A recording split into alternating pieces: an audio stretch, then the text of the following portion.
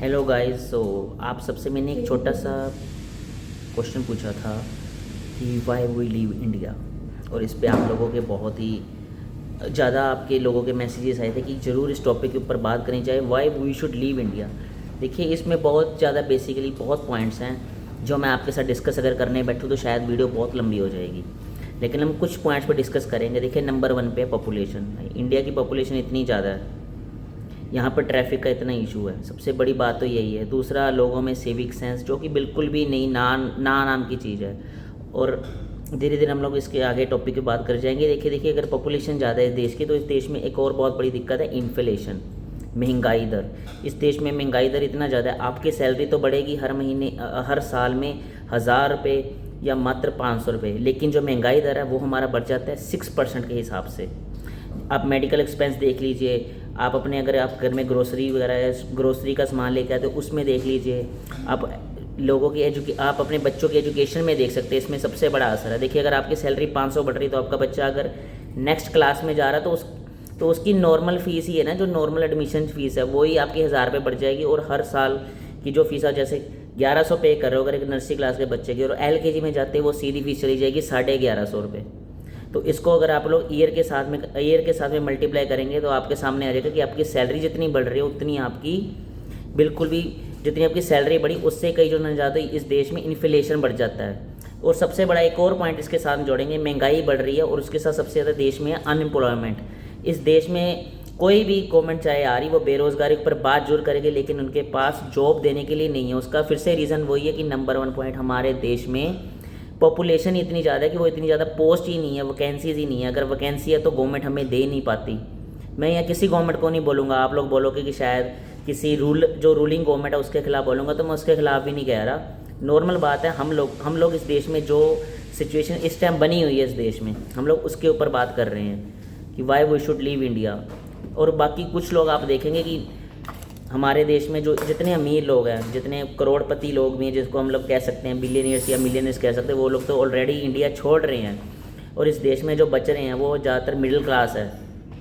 गरीब जो है, गरीब ख़त्म हो चुका है। जो अमीर लोग हैं वो तो बढ़ रहे हैं इस देश में, उनकी इनकम बढ़ रही है, लेकिन जो मिडिल क्लास है वो दबता जा रहा है, वो ख़त्म हो जा रहा है। उसके लिए एक और पॉइंट भी आ जाएगा, इंडिया में टैक्स। देखिए, एक संसद में भी एक लीडर थे, मैं उनका नाम नहीं लेना चाहूँगा कि कॉपीराइट ना हो जाए। उन्होंने सीधी बात बोली थी, when I buy thing I pay tax, when I sell thing I pay tax. मैं हर चीज़ पे टैक्स पे कर रहा हूँ। अगर मैं कोई चीज़ खरीद रहा हूँ उसके ऊपर टैक्स है, इनडायरेक्ट टैक्स है, डायरेक्ट टैक्स है। अगर मैं इंश्योरेंस ले रहा हूँ उसके ऊपर टैक्स है। लेकिन ये देखिए, ये शायद इंडिया का एक बैड फेस ही है कि जिसमें सिनेमा के अंदर अगर कोई फिल्म लगती है तो उस फिल्म के अंदर जो उस फिल्म को टैक्स फ्री कर दिया जाता है, लेकिन इस देश में इंश्योरेंस फ्री नहीं है। एजुकेशन के ऊपर टैक्स है हमारे देश में, हॉस्पिटल की मेडिसिन लेने जो मेडिसिन के ऊपर टैक्स है हमारे देश में। टैक्स भी सबसे बड़ा इशू है। तो मेन पॉइंट आपके हो गए। देखिए, सबसे पहले पॉपुलेशन, इन्फ्लेशन, और उसके बाद एक अनएम्प्लॉयमेंट, और उसके बाद सबसे जो मेन टॉपिक है जिसके ऊपर आपको आने वाले सालों में शायद बहुत ही दिक्कत हो जाएगी, वो हमारे देश में है एजुकेशन सिस्टम, जो कि हमारे देश में बिल्कुल ही मैं कहूँगा ज़ीरो है। आज आप लोग चाइना देखिए और अमेरिका देखिए, जहाँ हम लोग AI में पहुँच रहे हैं, वहाँ पर हमारा, मेरे को बोलना पड़ेगा, हमारा एक बहुत बड़ा पॉलिटिशियन है जिसको हमने जिताया, वो AI को कह रहा है अमेरिकन एंड इंडियंस। इससे बड़ा हमारे लिए शायद कोई, जैसे कह लीजिए, मुंह छिपाने की बात नहीं है। हम लोग क्या इसके ऊपर बात करेंगे कि American Indians AI artificial intelligence को आप लोग ये बात कह रहे हैं। हमारे देश में AI नहीं है, हमारे देश में सिर्फ हमें पढ़ाया जा रहा है कि बाबर ने क्या किया था या हमारे देश में पीछे क्या हुआ था। कोई फ्यूचर की बात नहीं है, कोई इनोवेशन की बात नहीं है। आज चाइना AI, बच्चे रोबोट्स बनाने की तैयारी कर रहे हैं, बच्चे AI से पढ़ रहे हैं, वहाँ पर कंप्यूटराइज हर सिस्टम है। लेकिन हमारे यहाँ पे आज भी बच्चों को सिर्फ एक कौवा प्यासा था ऐसी स्टोरीज पढ़ाई जा रही है। देखिए, मेरा खुद का बेटा बहुत छोटा है, वो भी 5 ईयर्स का, वो इस टाइम LKG में, उसको भी वही चीज़ पढ़ाई जा रही है कि एक कौवा प्यासा था, ऐसी पोइम्स उनके पास है। तो वेयर इज़ एजुकेशन? आप लोग जो चीज़ आप लोग पढ़ रहे हैं उसका आपको फ़ायदा नहीं हो रहा। एक मैंने छोटी सी चीज़ सुनी थी, आपको एजुकेशन सिस्टम के ऊपर बता देता हूँ। देखिए, कह रहे कि आज जो एक ऑफिस में एक सफाई कर्मचारी है वो भी 15,000 सैलरी ले रहा है, और हमारे देश में इतने इंजीनियर्स हर साल निकलते हैं, और इंजीनियरिंग की जो स्टार्टिंग सैलरी होती है उसको मात्र 12,000 स्टार्टिंग देते हैं या 14,000 स्टार्टिंग देते हैं, एक कर्मचारी से भी कम हमारे देश में सैलरी मिल रही है। उसका रीज़न यही है कि उनके पास जो उन्होंने पढ़ा है रट्टाफिकेशन, वो उनके उस पोस्ट पे काम ही नहीं आ रहा, उनको काम सीखना पड़ता है, इसलिए वो फ्रेशर होते हैं, तो उनको सिर्फ मात्र 14,000 रुपये मिलता है, जो कि सरकारी कर्मचारी से भी कम है सैलरी। इसलिए जब हमारे देश में गवर्नमेंट कोई पोस्ट निकलती है कर्मचारी की, तो आप देखेंगे वहाँ पर MBBS PhD किए हुए, बड़े बड़े BCom किए, ग्रेजुएशन किए, IT सेक्टर के लोग भी वहाँ रिज्यूम भरते हैं एक कर्मचारी के लिए। ये हमारे देश का एजुकेशन सिस्टम है जिसने हमारे देश के लोगों को रट्टाफिकेशन सिखाया, जिस कारण हम लोग कहीं भी स्टैंड नहीं कर पा रहे।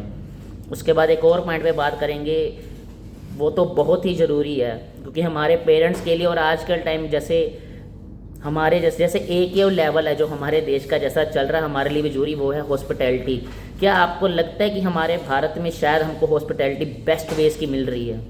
तो उसका जवाब है जीरो। देखिए, प्राइवेट सेक्टर है, अगर आपके पास इंश्योरेंस है तो आप प्राइवेट हॉस्पिटल में चले जाएंगे, लेकिन अगर आपके पास इंश्योरेंस नहीं है तो आपकी शायद जो जितनी भी अपनी जीवन भर की पूंजी इकट्ठी की है वो शायद आपकी चली जाएगी सिर्फ आपके छोटे मोटे ऑपरेशन करवाने में ही। इस देश में हॉस्पिटैलिटी इतनी महंगी है, और गवर्नमेंट के जो सरकारी हॉस्पिटल है उनका तो आपको हाल पता ही है।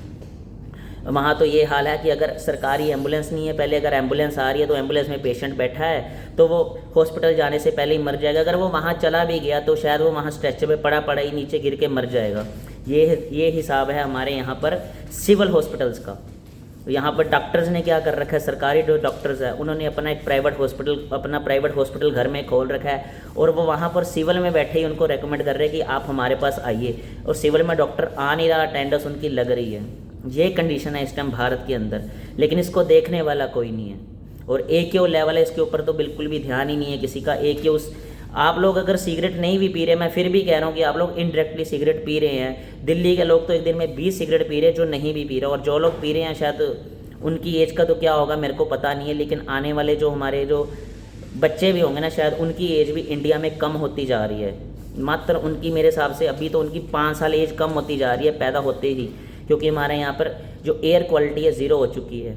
उसके बाद वाटर की अगर बात करोगे, ज़मीन में पानी तो नीचे जा ही रहा है हमारे यहाँ पे, लेकिन हमें पानी भी कौन सा प्योर मिल रहा है। पानी के अंदर इतना ज़्यादा केमिकल पाया जा रहा है इस देश के अंदर कि शायद हमें अगर फ़िल्टर पानी ना पिए तो हमारी 20 साल तक एज कम हो सकती है। ये चीज़ मैं नहीं कह रहा, आप लोग गूगल कर सकते हो। तो ये हालात है इस टाइम हमारे देश के। तो आपके हिसाब से क्या अभी भी आपका ये प्रश्न मन में रहेगा कि why we should leave India?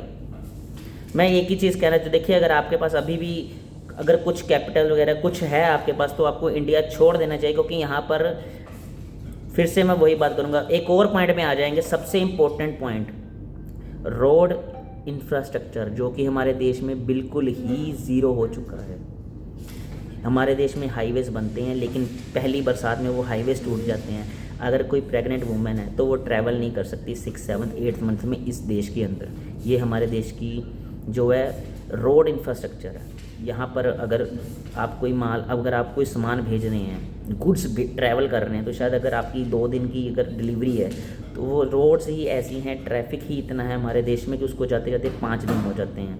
मतलब ऐसा कितनी बार हो चुका है कि अगर मुंबई से हम लोग ऑनियन को एक्सपोर्ट कर रहे हैं तो वो शायद ट्रेन में आते आते 3-4 दिन में ट्रेन लेट हो गई तो आते आते ही वो सड़ जाता है। ये कंडीशन है हमारे यहाँ पर ट्रांसपोर्टेशन की। अब मेन तो यही चीज़ रहती है ना, मेन एजुकेशन, हॉस्पिटैलिटी और इंफ्रास्ट्रक्चर। क्या हम लोग इसमें खड़े हो पा रहे हैं इस देश में? तो आपके मन में क्या चल रहा है?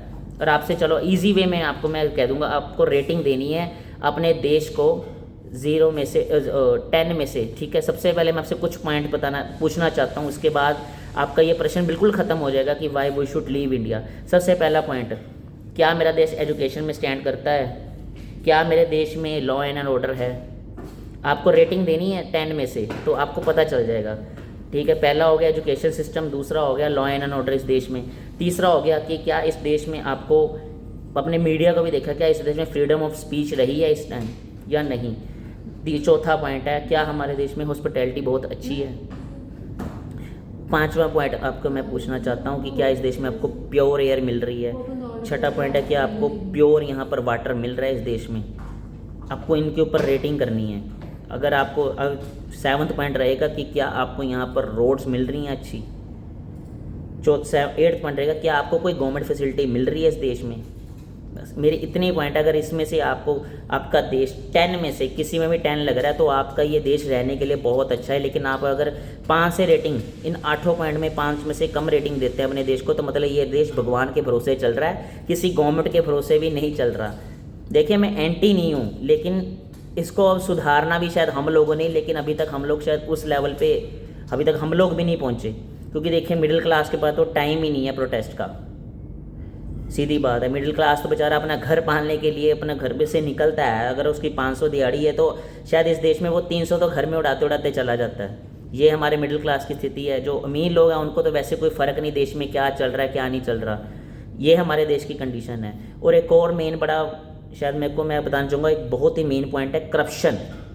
इस देश में करप्शन ही इतना है कि अगर हमारे यहाँ पे 1.5 किलोमीटर एक सड़क, एक 1.5 किलोमीटर का बनारस में उड़न खटोला बनता है जिसमें 810 करोड़ लग जाते हैं, आपके टैक्स का जो पैसा है उसको ऐसे बर्बाद किया जाता है। और वहीं जापान है जो 650 करोड़ में तो एक बुलेट ट्रेन खड़ी कर देता है। तो आपके लिए ये वीडियो मैं ज़्यादा नहीं लंबी करना चाहूँगा, मेरी फर्स्ट वीडियो है, शायद आप लोग मेरे को सपोर्ट करोगे उस, तो प्लीज़ आप लोग सपोर्ट भी करना, उसके लिए मैं पहले ही आपको थैंक यू कह दूं। लेकिन इसके ऊपर मैं आपको फिर से कहना चाहता हूं, why we should leave India, यह टॉपिक था, आपकी डिमांड थी इसलिए मैंने बनाया है। तो प्लीज़ आप लोग इसको रेटिंग जरूर करना। Thank you.